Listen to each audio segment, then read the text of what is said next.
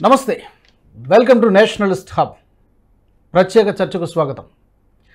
Israel చూడడానికి చాలా చిన్న దేశం అయినప్పటికీ చాలా శక్తివంతమైనటువంటి దేశం. అంత చిన్న దేశం అంత పవర్ఫుల్ కంట్రీగా ఎలా మారింది? అంత పవర్ఫుల్ కంట్రీగా మారడానికి ఆ దేశపు ఇంటెలిజెన్స్ సంస్థ అయినటువంటి మొసాద్ ఏ విధంగా తోడ్పడింది? మొసాద్ పేరు వినగానే నిఘా సంస్థ, ఇజ్రాయెల్కి చెందినటువంటి ఇంటెలిజెన్స్ నిఘా సంస్థ, మిడిల్ ఈస్ట్ కంట్రీస్ అన్నీ కూడా వణికిపోతాయి మొసాద్ పేరు వింటాయి. ఇంకా చెప్పాలంటే ముస్లిం కంట్రీస్ అన్నీ, ఇంకా చెప్పాలంటే బ్రాడర్ పర్స్పెక్టివ్లో ప్రపంచ దేశాలన్నిటికీ కూడా మొసాద్ అంటే ఎక్కడో ఒక చోట ఎంతో కొంత భయం ఉంటుంది. ఇంత చిన్న దేశాన్ని చూసి ప్రపంచ దేశాలు ఎందుకు వణికిపోతున్నాయి? ప్రత్యర్థులని గుండెల్లో రైళ్లు పరిగెట్టించేలాగా మొసాద్ ఆపరేషన్స్ ఉంటాయి, సీక్రెట్ ఆపరేషన్స్ ఉంటాయి. ఎలా వాళ్ళు డీల్ చేస్తారు? ప్రత్యర్థి దేశాలకు అంతు చెక్కినటువంటి వ్యూహాలను రూపొందిస్తూ ఉంటాయి. వాళ్ళ ఆపరేషన్స్ ఎట్లా ఉంటాయి? దీని గురించి కాస్త తెలుసుకునేటువంటి ప్రయత్నం చేద్దాం. నాతో పాటు స్టూడియోలో ఈ రోజున అంతర్జాతీయ వ్యవహారాల విశ్లేషకులు, అలాగే centre for human security studies founder, executive director doctor Kaniganti Ramesh గారు ఉన్నారు నాతో పాటు. వారితో మాట్లాడదాం. రమేష్ గారు నమస్తే అండి. నమస్తే. సో రీసెంట్గా ఇప్పుడు ఈ ప్రస్తావన ఎందుకు వచ్చిందంటే, ఒక మాజీ మొసాద్ ఏజెంట్ ఒక ఇంగ్లీష్ న్యూస్ ఛానల్కి ఇచ్చినటువంటి ఇంటర్వ్యూలో ఎలా వాళ్ళు హిజ్బుల్లాకి అమ్మినటువంటి ఈ pagers, walkie talkie bombs 10 years back అప్పుడు అమ్మేవని అతను చెప్తున్నాడు. అతను ఫేస్ రివీల్ చేయలేదు, నేమ్ రివీల్ చేయలేదు వాళ్ళు. బట్ ఎలా హ్యాండిల్ చేశారు, ఎలా దాన్ని ఎగ్జిక్యూట్ చేశారు అనేటువంటిది చాలా షాకింగ్ విషయాలు నేను విన్నాను. ఆన్ అండ్ మధ్య మధ్యలో విన్నాను. చాలా షాకింగ్ అనిపించింది. ఎలా సాధ్యం అసలు మొసాద్కి? ఈవెన్ అమెరికా, రష్యా దగ్గర కూడా లేనంత ఆ నిఘా వ్యవస్థ. మీరు ఇజ్రాయెల్లో చదువుకొని వచ్చారు కాబట్టి ఇంకెక్కువ ఐడియా ఉంటుంది మీకు. How do they execute? ముఖ్యంగా నేషనలిస్ట్ హబ్ ప్రేక్షకులకి నా నమస్తే. నా పేరు డాక్టర్ రమేష్ కన్నగంటి. నేను ఇజ్రాయెల్లో 3 years సెక్యూరిటీ స్టడీస్ చదువుకొని వచ్చాను. మన జాతీయ భద్రతా సలహాదారు, ఇప్పుడు అంతకు ముందల వివేకానంద ఇంటర్నేషనల్ ఫౌండేషన్ డైరెక్టర్గా పనిచేసిన శ్రీ అజిత్ దోవల్ గారి దగ్గర కూడా నేను పనిచేయడం జరిగింది. I have done my thorough research and understood how Israeli spy, intelligence and Mossad operations, how they execute, how they plan, prepare, perspire and also persevere. Plan, prepare, perspire and persevere, and with perseverance, పట్టుదలతో వాళ్ళు ఏ విధంగా విజయాలు సాధిస్తారు. Not only in the middle east but ప్రపంచవ్యాప్తంగా వాళ్ళ overt operations, covert operations, 2 operations ఉంటాయి.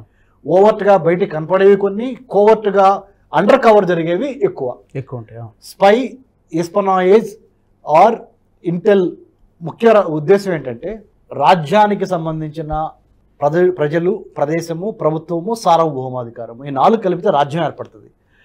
రాజ్యం యొక్క లక్ష్యాలను ఛేదించడానికి ముఖ్యంగా ఇజ్రాయెల్కి ఉన్న ఆర్మీ, నేవీ, ఎయిర్ ఫోర్స్తో పాటు అతి ముఖ్యమైన ఇంటెలిజెన్స్ ఏజెన్సీ ప్రపంచవ్యాప్తంగా పేరు అనేది Mossad.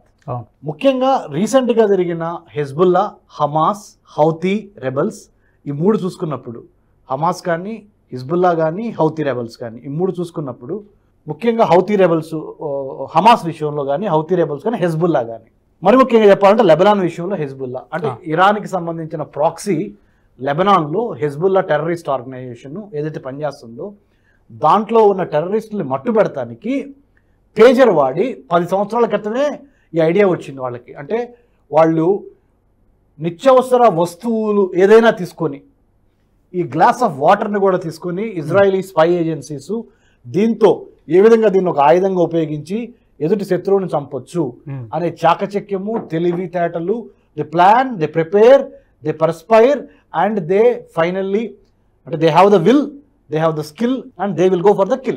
That's what demonstrated in the recent attacks in Lebanon. World మొత్తం సర్ప్రైజ్ అయింది. పేజర్లు ఇప్పుడు ఎక్కడ వాడుతున్నారు అనేది ఒకటి సర్ప్రైజ్ అయితే. ఇప్పుడు 2010లో మనకి పేజర్లు బాగా ఎక్కువ వాడకం జరిగింది, 2008, 2010 మధ్య. లేకపోతే అంతకు ముందల ఆ పేజర్లను తీసుకొని ఆ పేజర్లో ఎక్స్ప్లోజివ్ మెటీరియల్ని ఎక్కువగా పెట్టకుండా, తక్కువగా పెట్టకుండా, సరి సమయం అంటే ఈక్వల్ క్వాంటిటీలో పెట్టి, అది మళ్ళీ ఎక్కువ దాన్ని స్పెషల్ అపియరెన్స్ ఇస్తే మళ్ళీ అనుమానం వస్తుంది అనే దాని మీద, అది అన్నిటికన్నా ముఖ్యము. దీంట్లో మెయిన్ ఫీచర్ ఏంటంటే ఆ పేజర్ని వాడుతున్న టెర్రరిస్ట్ ఎవరైతే ఉన్నారో వాళ్ళు యూజ్ చేయకపోయినా ఒక పలానా టైంలో అది డిటోనేట్, అది పేలిపోయేలాగా నెంబర్ 1 ఫీచరు. నెంబర్ 2 ఫీచర్ రాజు గారు, అమ్మే కంపెనీకి కూడా తెలియదు. అమ్మే కంపెనీకి కూడా తెలియదు. నెంబర్ 3 ఫీచర్ సార్, అన్నిటికన్నా ముఖ్యమైన అంటే పేజర్ వాడుతున్న టెర్రరిస్ట్కి తప్పితే వాళ్ళ భార్య కానీ, వాళ్ళ పిల్లలు కానీ, వాళ్ళ కుటుంబ సభ్యులు కానీ, ఎవరు వాళ్ళ స్నేహితులు కానీ ఎవరి పక్కన ఉన్నా వాళ్ళకి ఎవరికి హామ్ జరగదు. ఓన్లీ పేజర్ వాడుతున్న టెర్రరిస్ట్కి మాత్రమే హామ్ చేసే విధంగా. అంటే the Israeli spy agency, the Mossad has designed, delivered, conceived and executed the pager bombs in such a way that it is going to be targeted killing. Yes, precise targeting. అయితే రీసెంట్గా అంటే ఇలాంటివి బయటికి చెప్పడం ద్వారా కూడా నిజంగా వాళ్ళు అంటే జనరల్గా నాకే డౌట్ వచ్చింది. జనరల్గా వాళ్ళు ఇలాంటివి రివీల్ చేయరు కదా, ఎందుకు రివీల్ చేశారు? ఫార్మర్ ఏజెంట్స్ అయినా కూడా ఫేస్ రివీల్ చేయలేదు, పేరు రివీల్ చేయలేదు. బట్ ఎలా వాళ్ళు ఆపరేషన్ ఎలా ఎగ్జిక్యూట్ చేశారు 10 years బ్యాక్ ఎక్కడ తైవాన్కి చెందినటువంటి గోల్డ్ అపోలో కంపెనీకి వాళ్ళు ఒక 10,000 ఎన్నో ఆర్డర్ ఇచ్చారు. ఎవరికి తెలియదు, ఆ కంపెనీకి తెలియదు, ఆ మార్కెటింగ్ వాళ్ళకి ఎవరికి తెలియదు అని చెప్పడం తెలియదు. ఇది ఎందుకు రివీల్ చేశారంటారు? వెరీ గుడ్ అండి రాజుగారు, మీరు అడిగిన ప్రశ్న. అసలు ఈ సమాచారం లీక్ చేయడం ద్వారా Mossad Israeli spy intelligence agency ప్రపంచానికి ఏం చెప్పాలనుకుంటున్నది? What is the message that Mossad wants to give to the whole world by revealing the operation details of the pager bombs? That is the question. The answer to this question is very straight and simple. Don't play with Mossad. We are capable of doing things in such a way that you can't even imagine. అంటే మీ యొక్క ఊహాజన శక్తికి కూడా అందకుండా పెన్నులోను గన్నులోను, pen ద్వారా gun ద్వారా we can liquidate the enemy అంటే you can kill the enemy అనే చెప్పడం ఒకటి. ఇంకొకటి డిజైన్ థింకింగ్ అంటారు. Design thinking. Israeli spy agency Mossad ఏదైతే ఉందో they are trained in design thinking. What is design thinking? ఎంతమంది ఉంటారు మొసాద్ ఏజెంట్లు మామూలుగా? నేను అలా అని మనం చెప్పలేము. ఒక 10,000 వరకు ఉండొచ్చు ప్రపంచవ్యాప్తంగా. 30 దేశాల్లో ఉంటారట విన్నాను. అవును, 10,000 వరకు ఉండొచ్చు. అసలు మొసాద్ అంటే ఏంటి? హిబ్రూ భాషలో, ఇంగ్లీష్లో దాన్ని తర్జుమా చేస్తే ఎంటర్ప్రైజ్ లేదా ఇన్స్టిట్యూషన్ లేదా ఆర్గనైజేషన్ లేదా asset. That's called Mossad in English. So ఒక 10,000 మంది పైచీలకు దానికి ఒక స్పెషల్ బడ్జెట్ ఉంటుంది, ఇంటర్నల్ సెక్యూరిటీ డివిజన్ ఉంటుంది. ఇజ్రాయలీ డిఫెన్స్ ఫోర్సెస్ ఒక ఎత్తు అయితే షిన్ బెత్ అంటారు. మనకి ఇండియాలో ఇంటర్నల్ సెక్యూరిటీకి సంబంధించి మినిస్ట్రీ ఆఫ్ హోమ్ అఫైర్స్ ఎట్లానో అక్కడ షిన్ బెత్, తర్వాత ఐడిఎఫ్ మినిస్ట్రీ ఆఫ్ డిఫెన్స్ ఇండియాలో అయితే ఎట్లానో అక్కడ ఇజ్రాయలీ డిఫెన్స్ ఫోర్సెస్. వీళ్ళందరూ కలిసి they plan, they prepare, they execute with such a minute details, they work out all the details. అంటే you cannot underestimate, you should not underestimate Mossad as a spy agency. నేను అంటే మాకు అప్పుడప్పుడు మా ఛానల్లో stories వస్తూ ఉంటాయి మొసాద్ మీద. మా ప్రేక్షకులు కూడా చాలా ఇంట్రెస్ట్గా చూస్తారు. అంటే ఒక టూత్ పేస్ట్తో ఎలాగ ఒకరిని లేపేశారు, ఒకరిని కిల్ చేశారు అనేది. Toothpaste, TV bomb, pen, scooter, drone attacks దగ్గర నుంచి ఇరాన్ న్యూక్లియర్ సైంటిస్ట్ని ఇప్పుడు ఏం పేరు మోషన్ ఫక్రజాదే సార్, నేను చెప్తున్నాను 27th వైన్, విమెన్, వెల్త్ 3తో పాటుగా హనీ ట్రాప్, దీంతో పాటుగా what all the traps that are Israeli spy agency Mossad could conceive, they execute with perfection. Barring 7th October 2023, 7 October 2023లో కరెక్ట్ ఇజ్రాయెల్, సదరన్ ఇజ్రాయెల్లో ఒక November కదా, October 7th October 1400 మంది 1400 Israeli citizens got killed or kidnapped by Hamas. Okay, this one okay, ఈ recent అదొక్కటే. అంటే in the entire history of 1948 May ఇజ్రాయెల్కి ఆవిర్భావం నుంచి ప్రిసైజ్లీ 1948 మే నుంచి till today the only biggest blunder or biggest failure to Mossad, the Israeli spy intelligence agency, is 7th October 2023, where from the Gaza, part of Palestine, Gaza nunchi Hezbollah Hamas వచ్చి మొసాద్కి చిక్కకుండా 1400 మంది Israeli సిటిజన్స్ని చంపటం. ఆ రిటాలియేషన్లో భాగంగా Israel also did a big massacre అని చెప్పాలి. అంటే I'm not even recommending or condoning the deaths. caused by Israel also, because Israel also did lot of damage in the Palestinian areas. చాలా మంది చిన్నపిల్లలు, అమాయకులు, so many innocent women and children were, aged people were killed in Palestine, which is India as a country, India or the Hindustan, we always denounce or we always condemn the terrorist attacks wherever it happens. So in this case, we cannot call it as a terrorist attack, but definitely they have their reasons. Israelis do have their reasons, but at the same time భారతదేశం నుంచి మనము ముఖ్యంగా మన హిందూ భారతదేశం నుంచి ప్రపంచ శాంతి కోరుకుంటాం కాబట్టి 2-state solution is the only solution between Israel and Palestine. Okay, so America కూడా కొన్ని సీక్రెట్ ఆపరేషన్స్లో మొసాద్ హెల్ప్ తీసుకుంటుందని చెప్తారు. అంటే నిజంగా అమెరికా కంటే గొప్ప వ్యవస్థ ఇజ్రాయెల్ దగ్గర ఉందనుకో, ఈవెన్ మన తర్వాత మనం రాతో కంపేర్ చేద్దాం. డెఫినెట్గా సార్, నేను చెప్తాను. ఉదాహరణ యునైటెడ్ స్టేట్స్ ఆఫ్ అమెరికా తీసుకుందాం. వాళ్ళకి 2 ఆర్గనైజేషన్స్ ఉంటాయి, 2 very important organisations. One is FBI, federal bureau of investigation, which takes care of the internal security of the American soil మీద జరిగే దాని మీద. ఇంకొకటి CIA, central intelligence agency. CIA is equivalent to our Mossad in Israel. ఇండియాలో research and analysis, accuracy విషయంలో,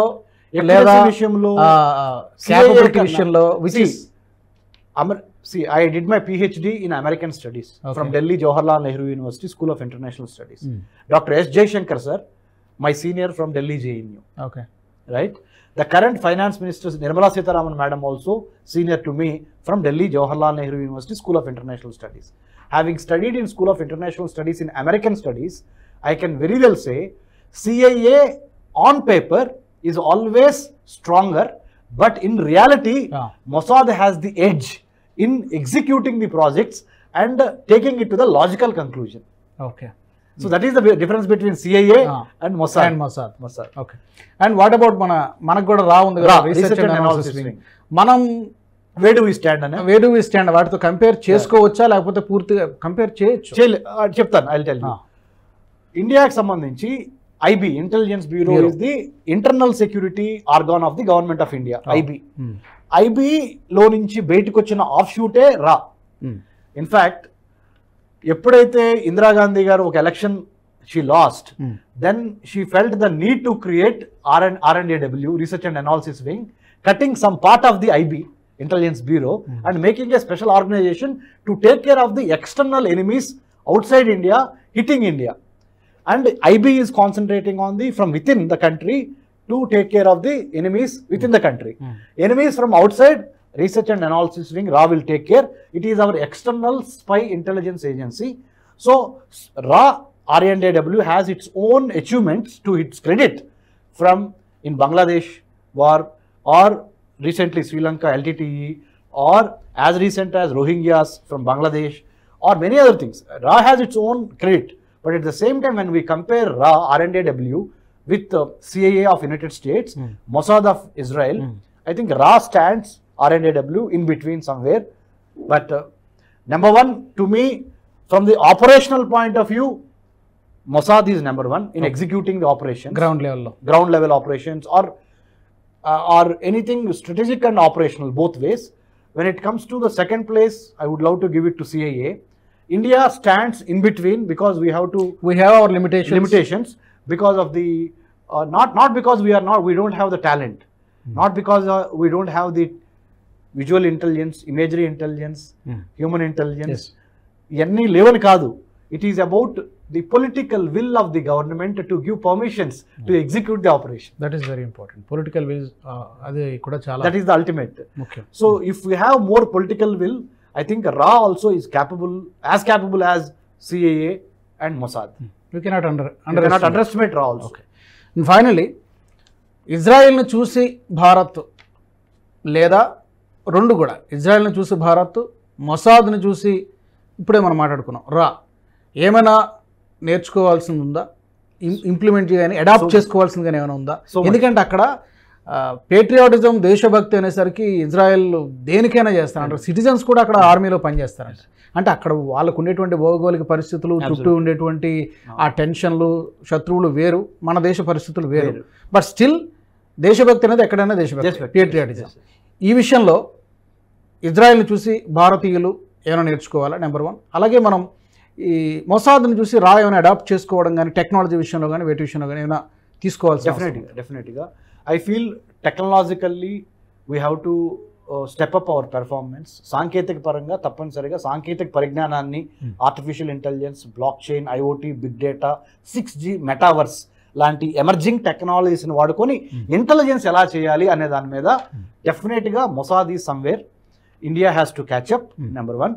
number 2, given India's geopolitical, geostrategic realities, given Israel's geopolitical and geostrategic realities, when compare both, Israel is in vulnerable position. It is in a much vulnerable position when compared to India. భారతదేశంతో పోలిస్తే Israel తప్పనిసరిగా ఒక రకమైన భయానకమైన పరిస్థితుల్లో ఉన్నది ఇప్పుడు. కాబట్టి geopolitical, జియోస్ట్రాటజిక్ realities. ఎందుకంటే Israel is one country with 10 million population, అంటే 1 crore population, surrounded by 22 Middle Eastern countries. అందరూ శత్రువులే వాళ్ళకి almost. But Israel really played very well in the recent past. And even Saudi Arabia, United Arab Emirates, these countries have come closer to Israel. Jordan, Egypt, అంటే Islamic వరల్డ్లో ఉన్న సున్నీ షియా డివైడ్ని కూడా ఒక్కొక్కసారి Israel ఇప్పుడు వాళ్ళతో మిత్రత్వం పెంచుకుంది. అలానే Saudi Arabia, Egypt, UAE and ఈ జోర్డాన్ ఈ కంట్రీస్, ఇప్పుడు నేను చెప్పిన కంట్రీస్ ఇజ్రాయెల్తో ఎక్కువ మిత్రత్వం, అంటే friendship between the Jewish state Israel and the Islamic Sunni Islamic powers like this Saudi Arabia, Egypt, UAE and Jordan. They wanted to get closer to Israel. Israel is also wanting to get closer to them because of the economy, trade, friendly relations. So it means the entire Islamic world per se is not against Israel. 20 years back, the entire Islamic world is against Israel. Okay, now the time has slowly Israel is realizing how important is the Islamic countries. Islamic countries also under the leadership of Saudi Arabia is realizing how important is to be nice to Israel or be friends to Israel. So finally ఈ వార్కి, ఈ యుద్ధానికి ఈ January 20th తర్వాత ఏమైనా ముగింపు ఉంటుందా? Okay, కొత్త president అంటే మళ్ళీ ట్రంప్ గారు సెకండ్ టర్మ్ 2.0 డొనాల్డ్ ట్రంప్ గారు ప్రెసిడెన్సీకి వచ్చిన తర్వాత I think he will use his economic muscle, mind and the Jewish lobby in the US Congress. There is something called IPEC, America-Israel Public Affairs Committee. Okay. One of my chapters in my thesis is the role of the Jewish lobby in the US Congress, how the Jewish lobby is trying to lobby the American House of Representatives and Senate in order to make pro-Israeli policies. అనే దాని మీద కూడా నేను ఒక chapter రాశాను నా PhD థీసిస్లో. US-Israel strategic relationshipలో భాగంగా is Israel an asset or a liability to the United States in the Middle East? That's what I have discussed in my thesis. What I am trying to say, Razgari, is Israel played an important role in the Middle East. Israel happens to be one of the important bases, strategic bases for United States of America in the Middle East. There is something called strange bedfellow. This is the idiom, I know that is being used, phrase, strange bedfellow. And they fight, but they come together. Israel and United States. Okay. Israel is a Jewish country, whereas United States is a Christian country. But Jewish people have phenomenal influence in United States of America. Out of the 50 states of the United States of America, there are 9 key states where Jewish people are in a very powerful position. That's why they could influence the pro-Israeli policies. So na question answer రాలేదు. ఏంటంటే ఈ జనవరి 20 తర్వాత అతను అధ్యక్షుడిగా charge తీసుకున్న తర్వాత యుద్ధానికి, especially Russia Ukraine అది పెద్ద సినారియో, ఈ వార్కి ఏది ఈ హిజ్బుల్లా, హౌతీ, ఇజ్రాయెల్ పాలిస్తాన్, ఈ వార్కి ఫుల్ స్టాప్ పడుతుందా? Very good. సింపుల్గా జనవరి 2025 తర్వాత 2025లో జనవరి 20 తర్వాత ప్రెసిడెంట్ ట్రంప్ గారు రెండోసారి పగ్గాలు చేపట్టిన తర్వాత ఇజ్రాయెల్కి హమాస్కి మధ్య ఉన్న కాన్ఫ్లిక్ట్ని కంపల్సరీగా తగ్గించే ప్రయత్నం తప్పనిసరిగా జరుగుద్ది. ఎందుకంటే ఇజ్రాయెల్ యొక్క చరిత్ర గమనించినప్పుడు, నేను Israeli political history, military history చదివినప్పుడు రాజు గారు, ఎప్పుడైతే ఇక్కడ రైట్ వింగ్ పార్టీ అధికారంలో ఉందో ఇజ్రాయెల్లో, వాళ్ళే శాంతిని తీసుకురాగలరు. అంటే you have to be strong to negotiate peace or to buy peace. Exactly. A weak person can never bring peace. Same way in the United States of America right now, the right wing party, the so-called right wing party, Republican party, Donald Trump is in power, so he will definitely bring peace because he is strong. He is strong. So ఆగే అవకాశాలు ఎక్కువగా ఉన్నాయి. Yes. Okay. Ramesh Babu garu, thank you so much for your analysis. చాలామందికి తెలియని విషయాలు చెప్పారు Mossad గురించి, intelligence వ్యవస్థ గురించి. Thank you very much for joining. Thank you Raju garu. ఇది వాల్టి ప్రత్యేక చర్చ. మనసా వాచ కర్మణ దేశహితం కోసం పనిచేస్తున్న నేషనలిస్ట్ హబ్ గ్రూప్ ఆఫ్ ఛానల్స్ను సబ్స్క్రైబ్ చేసుకోండి. జాతీయవాద జర్నలిజాన్ని ప్రోత్సహించండి. జై హింద్, జై భారత్. ఈ వీడియో మీకు నచ్చినట్టయితే లైక్ చేయండి, 10 మందికి షేర్ చేయండి. అలాగే కామెంట్ల రూపంలో మీ అభిప్రాయాలను మాతో పంచుకోండి. Nationalist hub group of channels ను సబ్స్క్రైబ్ చేసుకుని తెలుగునాట జాతీయవాద జర్నలిజాన్ని ప్రోత్సహించండి. ఈ వీడియో కింద ఉన్న బెల్ ఐకాన్ పై క్లిక్ చేయడం మర్చిపోవద్దు.